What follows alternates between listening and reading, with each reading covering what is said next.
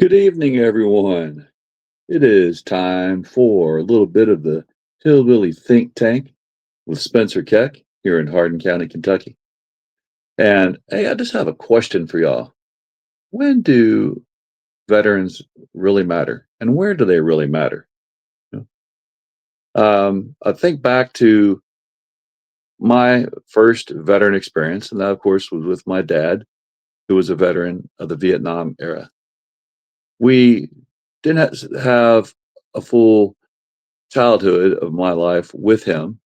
But during the few times I did get to spend with him, and when we finally reunited when I was 17, and we spent a lot of time together onward after that up until he died.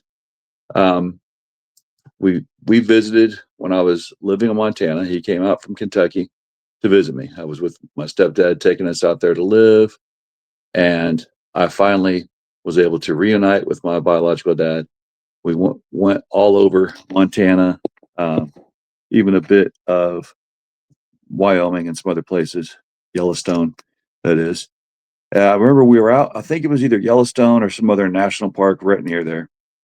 And there was a spot where there were brochures, and I believe they wanted 75 cents, a dollar um, donation for you to put in to get the brochures from the national park. And I remember saying to my dad, "Hey, Dad, you got to put a dollar in there." He goes, "No, son, it's free for combat veterans like myself." Now, that was a joke, and I think I've shared before. My dad never really talked about his time in the military, and he didn't puff himself up for being a vet. But there was a little bit of truth in my dad's jokes at all times. And I know he knew that after all the hell that he went through in his 18 months in Vietnam, because he extended his tour by 6 months in order to go from being um, a jumping Mustang with the first Air Cavalry, Air Mobile, to become, he wanted to become a door gunner. They're asking for volunteers, but they needed everyone that volunteered to become a door gunner to have a year in country. So he'd already had 6 months in country. He volunteered for another year extension to extend, 6 months. Anyway, he was in the I Drang. He was in Play Q. He was in a lot of fierce battles. Terrible stuff. Barely mentioned once I joined the military. But now it really makes sense to me. Here I live in Hardin County. We have the largest density of veterans of anywhere else in the state. I love this area because we have a lot of vets, a lot of great vets, and we really support each other out here. I say vets support each other out here, and there's enough of us vets that we have a block of voters, a block of helpers to help each other out. The only thing is, with all oh, thank you for your service that I often do hear out here, and I actually feel it, in the community. But there's one glaring example recently. In July, there was a proposal for a VA clinic to be built in Elizabethtown. I live in Elizabethtown myself, or right out on the edge of it. A few more blocks from my house, and I'd be in Elizabethtown. I have a Elizabethtown address, but I live in the county. I like it. Love it this way. But not far from where I live, they proposed building a VA clinic for us. Now I have to drive all the way to the base on Fort Knox, which is right outside of Radcliffe, still in Hardin County, but still a bit of a drive, for me to go, and also have to drive onto the base. Now I don't mind that because I am retired military, but I know many of my friends, they're not retired. They have their VA ID card, which you can register to use to get onto base. But unlike my retiree military ID card, I don't have to register it. It's constantly registered no matter what base I want to go on to. For LEMS, for these other guys, it's a little more inconvenient. I receive great care at the VA clinic on Fort Knox. But when I need other specialists, I have to go all the way into Louisville. So I have to drive an hour or more, depending on traffic, to go to the hospital in Louisville. And if I leave the hospital around 4:35 and try to come back to my house, oh my gosh, it's often an hour and a half. There's very frequently a traffic jam that time of day.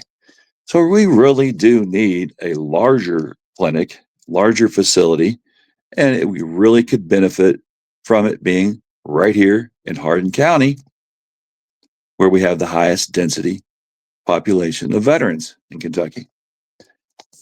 Well, back in July, the zoning commission decided that, that would be too much traffic on the road that they wanted to build it off of, which is Ring Road, which is not far from my house, and Pear Orchard Road, which is still not very far. They're going to be building a Publix right in that area, but the people in that community complained, there'll be too much traffic for our neighborhood. Really?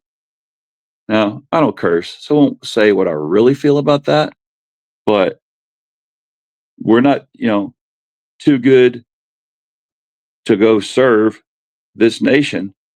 You want to say a few of us have to park near your house in a parking lot built for us? That's too much traffic? Really? We're not talking about having 100,000 people every day. We're not talking about having the population of Louder Than Life, which is going on in Louisville right now. We're not talking about that being in the neighborhood every single day. Yeah, there'd be quite a few of us coming for our care that, by gosh, we really earned.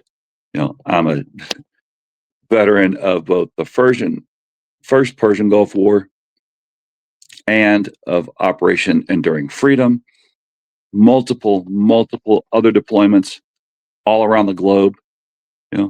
Some of them nice deployments, many of them not. Many of them nasty places. That we were keeping this country safe. We're keeping this state safe, this county safe. This county that has benefited from our tax base for years and years and years. So to hear folks complain because there might be a little more traffic on the main thoroughfare, is one of the largest thoroughfares in Elizabethtown. Really? That's what you think of us? Whew. Yeah, that got me a little hot and heavy, I will say. Can't help it. Because I really know that, man, even though I did service from 1990 to 2014, there are a lot of my brothers in arms that went through even way more than I ever went through. Heck, one of my little brothers lost his leg and hand in Afghanistan, as I've told you, and 4.5 years later, he became the statistics of 22 a day. Now, my youngest brother was with him, deployed in the same unit, same location, when Kelly lost his leg and hand. It's taken a toll. Combat has, and war has, on my whole family since we came into this country, and we came in very early on. I really, don't try to puff myself up, make it like, we're trodden on because we're veterans. But when you can't let us have medical care a few blocks away from your house, it's going to cause too much traffic. Really, buddy? You get to drive your car because of us. We were the ones protecting the oil fields, so you could have the cheap gas that Americans love. So please, don't treat us that way. Well, thankfully, Elizabethtown City Council decided absolutely we will honor our veterans, take care of our veterans, and they decided to allow this facility to be built. Kudos, Elizabethtown City Council. You show where your appreciation is. You know where your bread and butter is. Right? Because not only have we retired here, we're still working. We're still a tax base.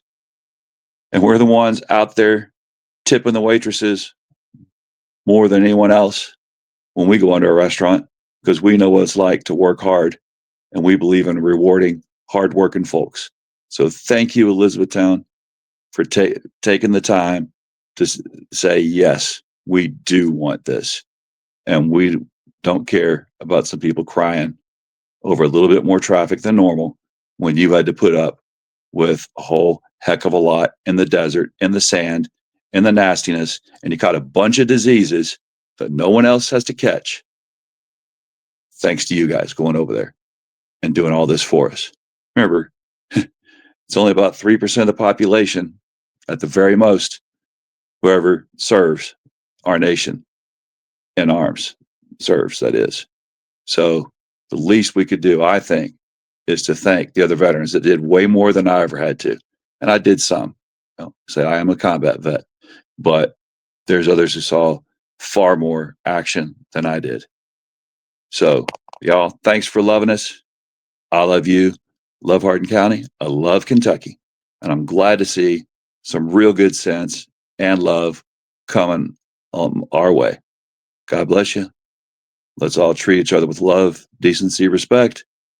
Empathy is not a bad word. That's what Jesus had for everybody, right? All right. Y'all have a good night.